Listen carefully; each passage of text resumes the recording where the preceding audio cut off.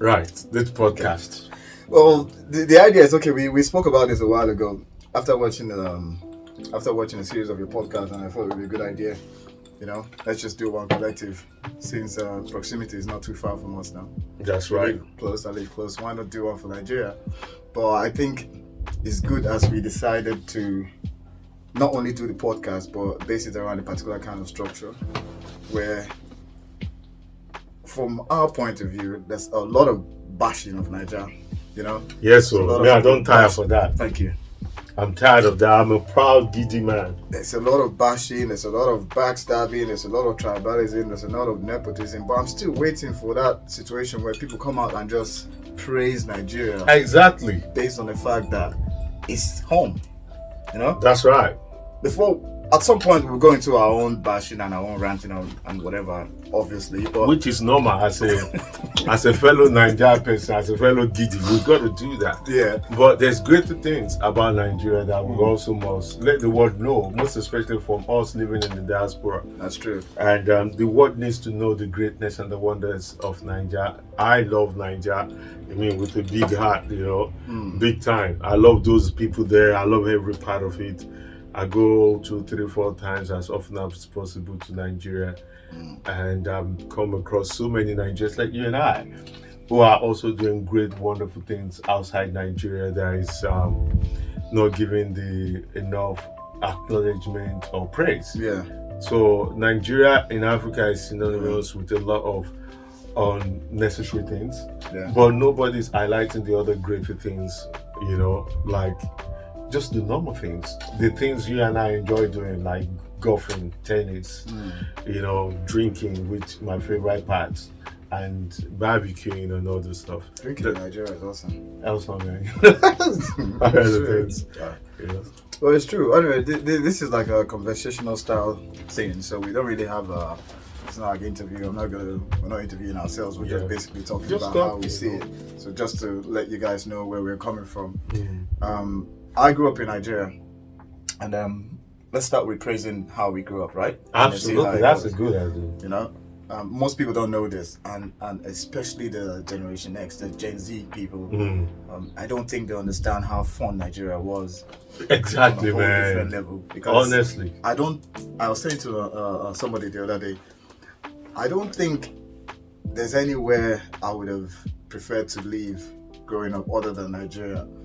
Just the mere fact of how I enjoyed my own childhood. exactly, and that is the thing, because I was speaking to a friend of mine the other day as well, and I said maybe my childhood, our generation, is the last free, enjoyed childhood. I went to public school all through. Free healthcare, general hospital. I grew up in Ikeja. General hospital was working. There all these private schools, private thing not happen. There's no difference between rich and poor. You can see a multimillionaire next door to face me and face you house, and the kids play together, and so they go to the same public school. The next minute, that millionaire kids may go to London or travel the world, come back, And it's like nothing. I like nothing. You continue your You play. continue your play, your friendship. It's true. You might go to the village Yeah, and come yeah, back, yeah. and life it goes on. There's no rich poor people. Everybody level.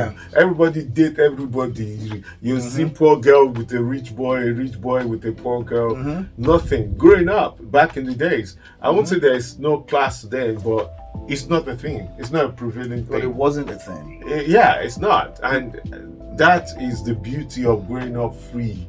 And that's why you see our generation, this is just me speaking now, it might be our generation, we had also the same set that lived the country and dominate the world. Yeah, I mean, I'm writing a book, right? In that book, I remember there's a place where I said, I think my generation are the ones that would be the children of hope on a level. The reason why I said that is because you're talking about kids, people who are in maybe the mid-40s to mid-50s now. Yeah. So that range, that 10-year range, right? Most of them grew up in the 80s. Yeah. A lot of schooling in the 80s was really, really spot on that in Nigeria. Absolutely. My primary school, for instance, I can start from this is all about praising Nigeria. My primary school was very, very good. I went to school in Benin, Motown Primary School. It was like a public school or missionary school. Yeah. It was one of the best around there. And I remember the then governor one time, Bruce Ali, Yeah, his children were in the school. This is a normal school. His children were in the school. At the same time, you get a seller, a woman who's pepper seller on the street. A market woman's child is in the school as well. And we all just, got on. Exactly. There was no problem. Nigeria really gave me a lot of vision when I was young. That's another thing that people don't understand. It gave me a lot of thinking. It throws opportunities for you from a very young age. Absolutely. See potential. Okay, you're walking through on a completed building. There's a huge project going in there. You'll be thinking, wow, this building, when it's done, it will be amazing. And you will see it in a couple of months shining. Absolutely. And those are the things that is now missing. But those are the things that our generation took abroad. Our generation is able to dominate. And we're now raising kids, second generation outside the country, who are doing fantastic things, who are doing greater things. The stereotype of Nigerian parents in the West is so different to the living experience. In America, for instance, the fastest growing, this is a fact, I don't have the figure, the fastest growing income per capita of selected group are Nigerians. They're the most educated. Most of the top schools, you see top Nigerians in it. Somebody like me who's into education in UK, maybe slight exaggeration, let me say 50% of most of the universities in UK, I would say more than 50%, I would say 90%. All the blacks you see there, or so-called Africans you see there, are Nigerian connected. Either Nigerians who are here or Nigerians who migrate from Nigeria to come study here and everything. Nigeria literally funding UK universities. Both home student and international student. There's no UK university you're going to go to. You're not going to see a sizable amount of Nigerian this is a no-brainer. The other day I was talking to my sister who happened to be doing a course somewhere. She was doing a BA course in Plymouth. And I was like, how many Nigerians are in your class? She's like, almost everybody. This is a master's degree program. She's almost everybody is a Nigerian. Go ahead. In my head, it shows that we are focused on wanting to be better, wanting to do better, wanting to showcase our brilliance on a level. But I think that deserves a lot of praise. Of course it does. Most master programs in this country, I'll say 90% of it is funded by Nigerian expatriate and local students. Right. This is regardless of whatever issues we're having back home, which, absolutely, to be fair, every country has their own issue. Of course, they all have every. I'm sure at some point down the line, when we do a couple of seasons of this podcast, I hope, we will talk about those instances. We'll talk about politics. We'll talk about religion. We'll talk about grassroots stuff. But at this point in time, I think it's always good to give praise where praise is due. Absolutely. Another thing is the small business. Small business growth in this country is fueled by many Nigerians. If you go, let's just look at UK. I'm not going to speak about other countries. Let's look at UK. You can pick London. Majority of the small, look at the high street. If from Hackney to Dustin to Deptford to Lewisham, 90% of those shops, small business owned shops, are owned by Nigerians. Nigeria, I think this country, I'm just going to narrow it to UK for instance, they underappreciate the contribution of Nigerians in this country. And that's the problem because we don't talk about it. We don't promote it. And we don't also bring it to our attention. Apart from that, UK make close to about 20 to 50 billion, give and take, from Nigeria economy every year, supporting the tax, inland revenue, pension people in this country.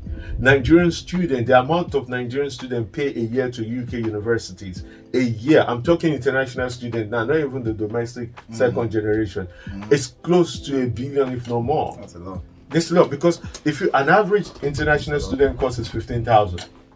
Okay, 15,000. Give and take average, Average 15,000. No, it is. It's 15,000 for 4 years. For 3 years. For an international student pays that. Then those who come in to do their masters as well, it's about 15,000 for the masters for 1 year. If you take that on an average, I remember somebody was saying to me the other day that about 800 of them apply for students to come do their masters in UK, and the Home Office give every one of them. Let me tell you the secret. This is how it works. Right now, since they introduced the school fees, and since they've UK is out of Europe. The EU student used to subsidize university through EU funding, through student loan. They all qualified. So at that time, it depressed the population of education lack of funding. Right. So without the EU, before the EU thing happened, a lot of universities, they've gone and borrowed money, leverage out and everything. Then boom, EU happened. They were not believing EU were going to happen. A lot of those EU students start coming in. A lot of those EU students have to go back. So money flows. So, but the government, the Conservative government are talking about immigration, this. They're going to, before they were clamping down on international students. They were not giving a lot of international student visa. They were not, so the universities were going bankrupt. Some of the universities almost went busted. Right. The only way to supplement that income that is lost is to now open up student visa. And guess what? Country like Nigeria and India. That's why is that what happened? That's what happened. That's why you will not see anybody from Nigeria or India or the third world country because they know they're going to come, they're going to study, and they're going to pay the fees. Yeah. Now you can have an home student paying 9,000. They have so many choices, which is a loan as well, a loan on the government, or you could have an international student who is not getting loan, who is not putting the government in any debt. Pay 15,000. Which one would you choose? Oh yeah, of course. I mean, you go for the higher stake now. Exactly, and it's not a loan on the government. Yeah. And that person will pay the 15,000 by the year. Home student will borrow 9,000 per year.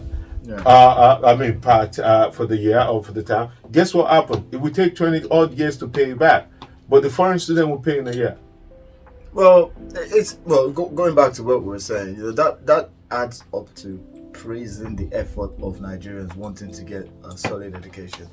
Fair enough, we know we might have some issues with education. Yeah, but you also need the country, this host, to give them that recommendation and our praise. Same with us here to acknowledge it. I think they do that because I remember I was listening to, I don't know if she was an ambassador, this woman, she's an ambassador really, for Nigeria, something to do with immigration. I can't remember her name, it will come. She was really giving the Nigerian student praise, after they declared this visa thing, like, okay, Nigeria, we're going to have students coming in, blah, blah, blah. I remember this a couple of months ago. She was really praising us big time. It was on Twitter. I saw it and I think I shared it with somebody or somebody shared it with me. And we were like, wow. No, it was in a WhatsApp group. Yeah, she was giving us the required praise that, hey, look, okay, she really, really applauds the fact that we take our education serious. Absolutely. And it's a no-brainer. Everybody knows that Nigerians we like to be educated. Even in this country, it puts in the right environment. Even in this country, you see some people, it might take them 100 years before they get their paper. Immediately they get their paper, the first thing they want to do, they want to get something. They want to get some education, even though they never use it. The moment they get their paper, the first thing they want to do is to get some education. So the level of contribution, both socially and economically, in this country by Nigerians, I know the African nation, I know other countries are doing it, but in comparative to praise, I think Nigeria is on the praise for the contribution we give. In large, compared to whatever stereotype or BS they might say Nigerians are doing or committing. I mean, we have that, we know that now, but we can't focus on that. Yeah, but it's not even compared. It's not even worth mentioning compared to what UK is making out of Nigeria economically. UK is just from UK. I don't use it loosely. Exploitation of Nigeria economy and what they're getting back. The business level. Most of you shouldn't be mentioning any business line in it because that's not the point. The focus is Nigerians should be praised.